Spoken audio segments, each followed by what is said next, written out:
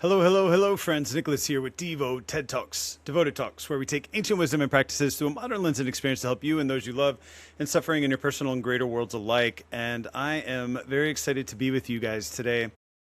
Oh, there's been so much going on and so much life happening. And as I have stated in previous episodes, this is one of my therapy ways of contacting life, because I get to process and think about things that are happening in my life and through a lens of Ayurveda and yoga, and so I can start to see things as is appropriate.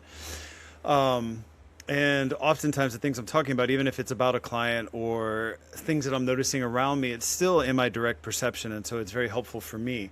And so Ayurveda and yoga does tell you to step out of reading, step out of learning, and actually do, because it is in action, in the doing of things, in the being of something, that knowledge comes your way and can help you embody and take into yourself more fully the information to which you've been studying, right? Svadhyaya is not this static, I'm going to read and understand situation. Ayurveda has revealed itself to me more and more and more and more the longer I've studied it, because I have been living life, and then I get to see life through that lens. And that's all that life is, asking of you, is to live it. And then you get to take it and process it and assimilate that which you need and purge yourself of that which you don't need. Now, part of the issue with our current society is we don't know what it is we need. Even though our body has a lot of wisdom, it's still responsive to our mind and to our thoughts. And within those mind games to which we have either been raised in or a part of, or it's the only thing we know how to do when we're living, we hijack the system so that the internal or the innate intelligence is distorted, it is shifted, it is changed. And so it becomes difficult to stay harmonious, because it doesn't seem like the most natural thing to do, when in reality it is the most natural thing to be or do. In harmony, in balance, in perfect alignment with all aspects of self from here and to evermore. Now, what does this all mean? Well, it can mean a lot of different things. But first and foremost, it is not natural for us to bring our awareness into situations. Some people do through mindfulness practices. Some people do through, years of study and practice. But the reality is that society today is very external and attention driven. And so if we're putting all of our energy and attention outside of our body, none of it is coming back into us or building within ourselves. And that's where a lot of our depletion happens in our day-to-day lives and the duration of our lifetime. And it's hard for me to talk with this about specific certainty, because it's very individualized and it's also very unique. Right? Because what I choose to describe an experience, even if it's the same experience as somebody else, is through the filter and lens of me rather than them. It does take a skilled practitioner to be able to start to see things through the lens of other people, right? Walk a mile in somebody else's shoes, etc. So, what am I trying to deliver here? Well, my friends, the question isn't, what am I trying to deliver here? What is it that you already know that you're not doing in your life right here, right now, because your mind is obscuring the intuition, or your mind is invalidating the intuition because you're like, well, no, that doesn't make sense. Says who?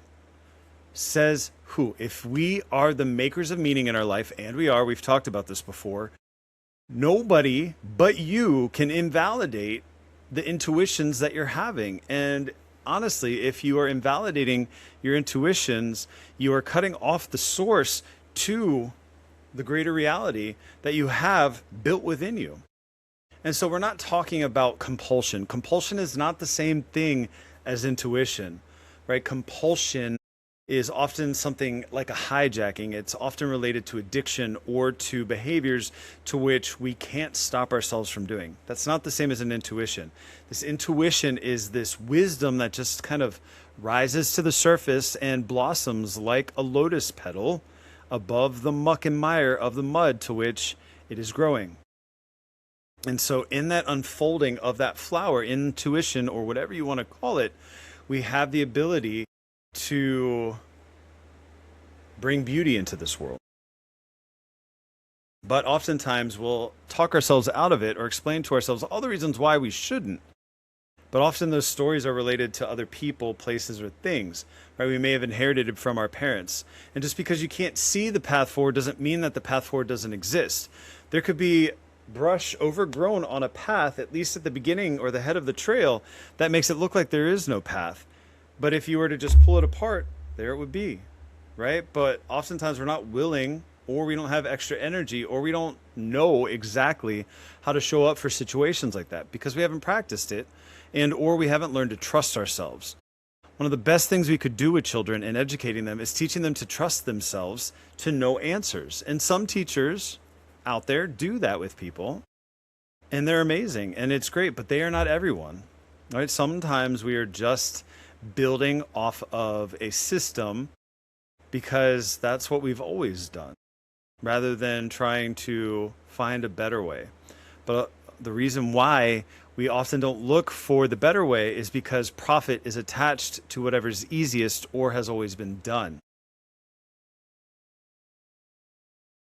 There's nothing wrong with capitalism. Unfettered and unchecked capitalism can turn into this profit at all costs mindset, which leads to corruption, which leads to leaving people behind, which leads to invalidating some over others, right? Racism and capitalism differ only in race or capital. And sometimes they're the same thing. Sometimes they're different. But ism means that we discriminate and or have, what's the word? We have prejudices innately with the upbringing that we have, right? I mean, our current administration in the United States, there's so much of it that's like, well, they're wealthy, so obviously they know a lot. Says who? Obviously, they're good at what they do because they have money, unless they inherited it. And just because they inherited it doesn't mean that they know anything about doing it, nor could they have amassed it on their own. I guarantee if we took half of the billionaires that are out there and or half of the people who are wealthy out there and put them with no money to start a new business, I don't think that they would know how to do it, right? It's the innovative people that'll bootstrap it, right? It's the innovative people who can do things like this. But to have innovation, you have to be in tune with your intuition. And a lot of our intuition is relegated to survival.